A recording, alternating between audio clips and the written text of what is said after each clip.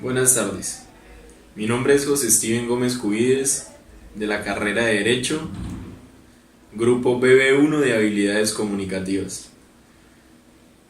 Bueno, vamos a hablar sobre el derecho romano con mi compañero que más adelante se presentará. Entonces, derecho romano, ¿qué es? El derecho romano, ¿qué es? Es el estudio de las instituciones jurídicas, preceptos y normas que regularon la conducta del pueblo romano en su época. ¿Por qué es importante el derecho romano? Bueno, el derecho romano es importante ya que mostró que el derecho debía ser cambiante. A medida que la sociedad va evolucionando, el derecho debe ir cambiando. La definición del derecho según los romanos. Bueno, los romanos lo dividían en dos, el jus y el fas. El jus era el derecho de hombres, el de nosotros, y el fas lo denominaban como derecho divino, derecho de los dioses. Los pilares de el derecho romano según Urpiano. El primero era honeste vivere, que significaba vivir honradamente. El segundo, alterum non laedere, que significaba no hacerle daño a otro. El tercero, sum cuique vivere, que significaba darle a cada cual lo suyo. Urpiano definía el derecho como el arte de lo bueno y lo equitativo. ¿Cuáles son las ramas del ius, del derecho romano? Bueno, en aquella época el ius se dividía en dos, que estaba el ius publicum y el ius privatum. Ius publicum, derecho público, ius privatum, derecho privado. Entonces, ¿qué era el derecho público? El derecho público para ellos es el conjunto de normas que regulan la conducta y las relaciones entre los particulares y el Estado. Y también regulan la organización administrativa y política de Roma. El derecho privado, el ius privatum, es el conjunto de normas que regulan la conducta y relaciones entre sí mismos, entre particulares. ¿Cuáles son las fuentes del derecho? Hay 5 fuentes del derecho. La primera es la costumbre, la segunda es la lex, la tercera son los edictos pretorianos, la cuarta son las constituciones imperiales y la quinta son los dictámenes de los juristas. Entonces vamos a iniciar a definirlas cada una. Bueno, la primera, la costumbre, se dividía en 3 clases. La primera es secundum legem, que es según la ley. La segunda, contra legem, contra la ley. La tercera, praeter legem, conforme a la ley. Bueno, como dije, la tercera, praeter legem, conforme a la ley. Seguimos con la segunda fuente del derecho, que es la lex, que es la ley, la cual eran actos jurídicos votados por el pueblo romano en los comicios. La tercera son edictos pretorianos. Los edictos pretorianos son normas dictadas por los pretores, los cuales eran elegidos por los emperadores, y estas normas tenían vigencia de 1 año y estas trataban temas de derecho civil. La cuarta son las constituciones imperiales, las cuales son las normas de derecho que dictaban los emperadores romanos, las cuales abarcaban diferentes ramas y materias del derecho, y estas eran válidas durante su mandato. Y la última y quinta fuente del derecho son los dictámenes de los juristas, los cuales son los conceptos que emitían los estudiosos del derecho. Bueno, seguimos con los regímenes del derecho romano en aquella época. Para el derecho romano existían 2 regímenes: el régimen de personas y el régimen de bienes. El régimen de personas se dividía en régimen de libertad, régimen de ciudadanía y régimen de familia. El segundo, que era el régimen de bienes, se dividía en régimen de cosa, régimen de propiedad y en régimen de sucesiones. Vamos a iniciar primero con el régimen de personas. En el derecho romano, persona era considerada a todo individuo capaz de adquirir derechos y contraer obligaciones.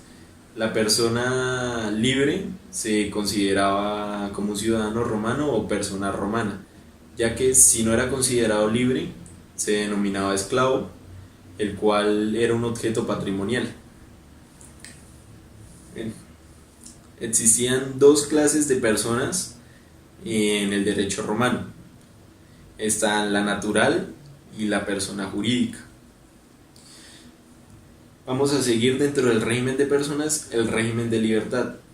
Como estaba diciendo, libre es toda persona o ciudadano romano. Aquel que no lo fuese es considerado como esclavo, el cual es tomado como una cosa, un objeto patrimonial. El esclavo no se podía casar, no era sujeto de acciones judiciales y tampoco podía adquirir ni tener bienes.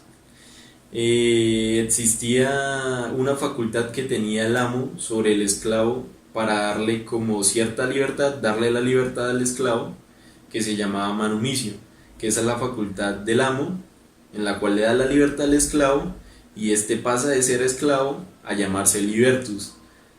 Pero, sin embargo, ahí hay un pequeño problema, podría decirse, ya que esa libertus, esa libertad de ese esclavo,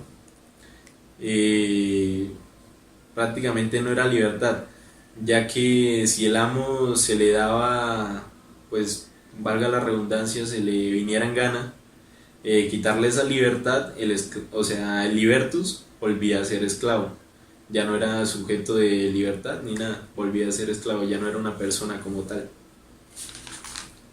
Seguimos con las épocas del derecho romano, las cuales son 4.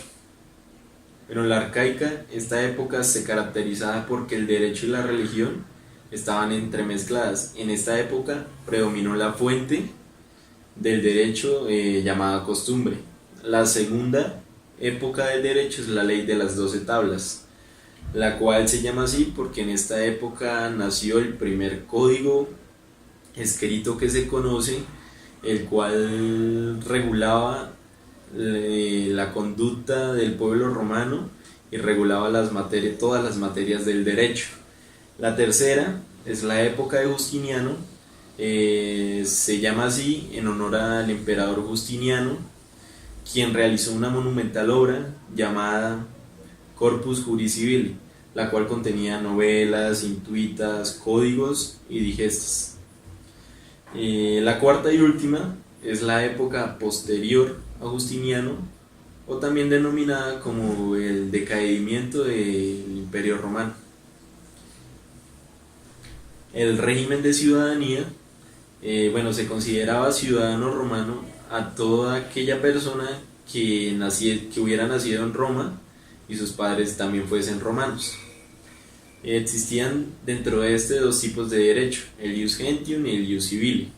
El ius gentium se encargaba de las relaciones entre los extranjeros, era el que regulaba a los extranjeros, los cuales debían acatar las normas de las instituciones romanas, y el ius civile era el que regulaba al pueblo romano como tal. Y el ius civile comprendía unas ramas del derecho, se dividía en ius suffragii, ius connubii, ius commerci y ius honorario. El ius suffragii era el derecho a elegir y ser elegido. El ius connubii era el derecho a contraer la justa nuptia, que es el derecho a casarse de forma legal. Y el siguiente es el ius commerci, que era el derecho comercial, el derecho que tenía la persona para adquirir bienes y enajenar también propiedades.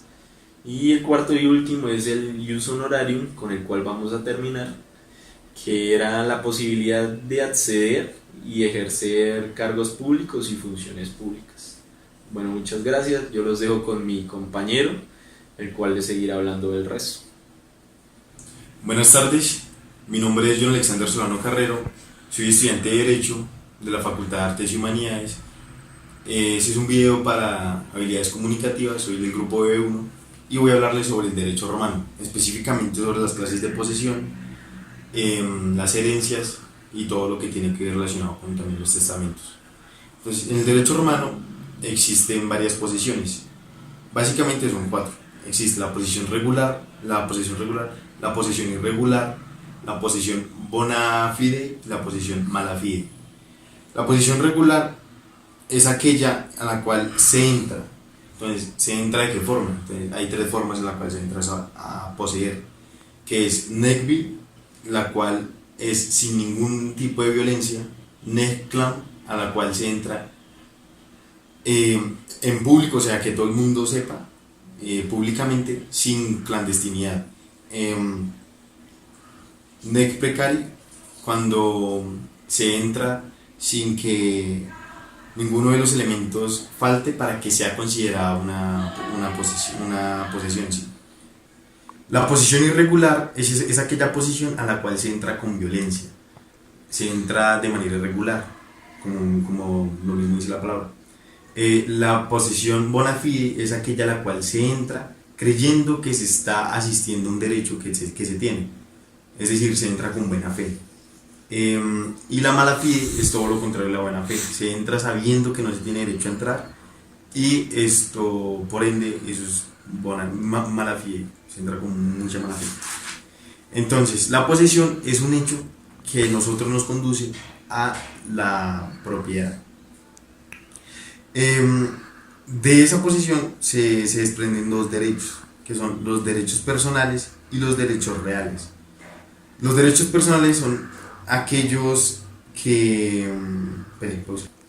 Los derechos personales son aquellos que se caracterizan porque son relaciones entre persona y persona, es decir, la posibilidad que tiene una persona de exigirle a otra persona que cumpla con una obligación que esa persona tiene. Y los derechos reales son aquellos derechos que tiene una persona directamente con una cosa.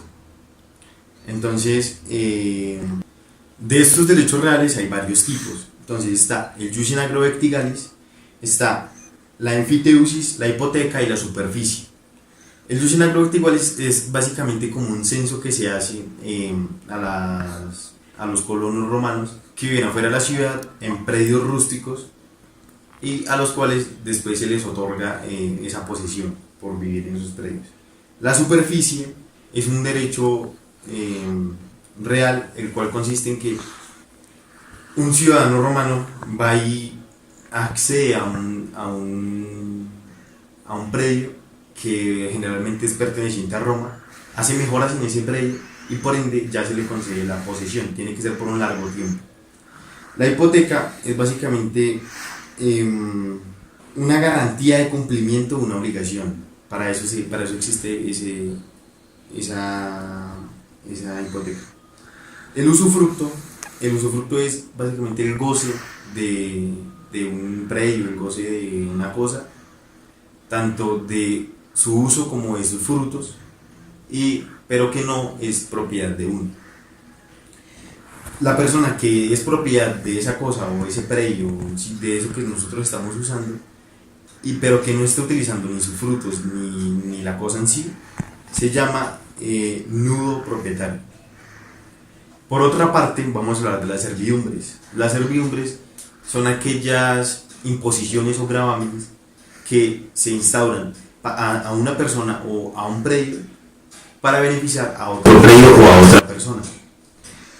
Hay dos tipos de servidumbres, las servidumbres personales y las servidumbres prediales. Las servidumbres personales son aquellas servidumbres en las cuales se instaura ese gravamen a una persona para beneficio de otra. Y las servidumbres prediales son aquellas servidumbres las cuales se instaura un gravamen a favor de un predio, pero se le instauró ese gravamen a un predio, dos figuras ahí, que está el predio sirviente y el predio dominante. El predio sirviente es el que recibe ese gravamen y lo soporta, y el predio dominante es el predio que se beneficia de ese gravamen. Un gravamen es básicamente lo que se impone para beneficiar al otro predio, es como una imposición. Entonces, ¿cómo se establecen esas servidumbres? Entonces, esas servidumbres se establecen por tres causas.